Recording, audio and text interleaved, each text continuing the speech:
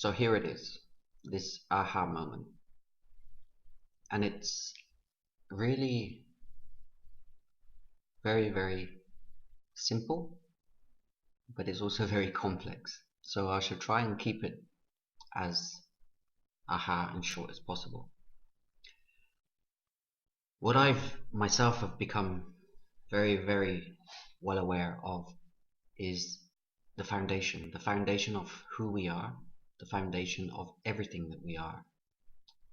And this encompasses everything that's in our life here and now.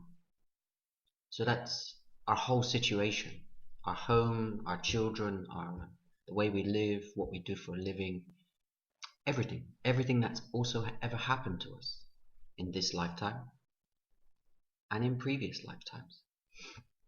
And I think the most wonderful thing is, for those of us, and I include myself in that category, who are in contact and have interaction with their beloved, this is possibly, in fact I'm quite sure that this is the only way that we are going to have the opportunity of reuniting in the physical. One of the things that is always very difficult when you end a relationship, without knowing the full facts, ending a relationship without knowing the full information, the reasons, the rhyme, the logic, but you get to a situation where you actually begin to understand. It's repetitive behavior, it's your insecurities, it's the other person's insecurities, it's a combination of everything.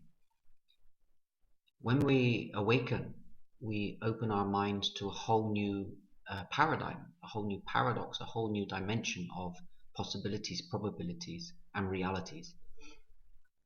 And once we have that, we have the beginning of a new opportunity to create something out of history, but changing the outcome. And many of you who have followed me will hear me repeating history, but changing the outcome, revisiting the past to go forward into the future. Many mentors of mine, Dr. Brian Weiss, particularly about past lives. To understand who we are today, we need to understand who we were before and what we've experienced and how we've overcome those things. So it's just a matter of remembering. And twins are here to create new templates. This template of twins today is obsolete, in my opinion. And if you're offended, I don't really care, because it is an obsolete paradigm. We have people awakening these days that are believing that they're twins because of the connections that they have with people in their lives. And us as twins know we're twins, and we have this perception based upon what the media has told us, or what information has told us is the outcome. And the only outcome that's possible is union, divine partnership. And when we closely examine everything that's in our lives today, and with this new knowledge, we know that we have a purpose, and that purpose is to assist Gaia in raising the vibration, changing the frequencies, and creating new templates, not for us, but for future generations. And not just for our kids, but for our kids' kids, and our kids' kids' kids, when we're long gone. So we have a major responsibility. We have a major undertaking. And what are these new templates? What are they based upon? And because we know we've labeled this, we are twins, so we believe that we should be together. This is the expectation of many of you, that we will be together. We will be reunited in the physical. But what's the basis for that? The basis for that is the very foundation, the very core of who you are. And it's all of you. Your kids, like I said before, your kids, your work, your home, your situation. It's who you are. And when we're trying to interact with someone that we love, someone that we would like to spend our lives with, and someone we would like to enjoy the good times like we had before, we're forgetting That time has passed. Their life has moved on the same as our lives have moved on. So what are we creating? We're creating something new. We have all of the tools in our hands. We have our mind, we have our body, and we have our soul. So when we're entering into discussions, talking, communicating, we should really forget everything that has ever happened. We really should be treating this person as a new person in our life, because they are new, the same as we are new. But our mind is continually saying it should be like this, it should be like this, it should be like this, it needs to be like this, it needs to. But this is all based upon old templates and old paradigms. So what about this? You have communication with your beloved. You're trying to build a friendship, primarily a friendship. A friendship based upon something in which you are connected by your soul. Your soul is connected. You can explain it. There's no point even discussing it. You have this urge to communicate. You have this urge, you're being magnetically pulled to this person. But what's the basis? The foundation. The foundation is the most important part of any construction, any building, any home.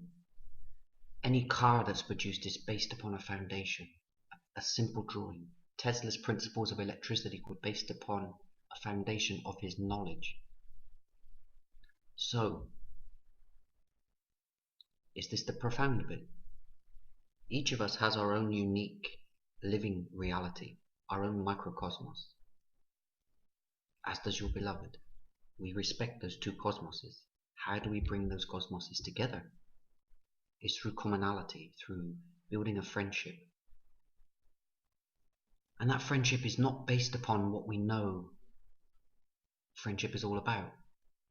It's looking at what you can achieve together in this friendship.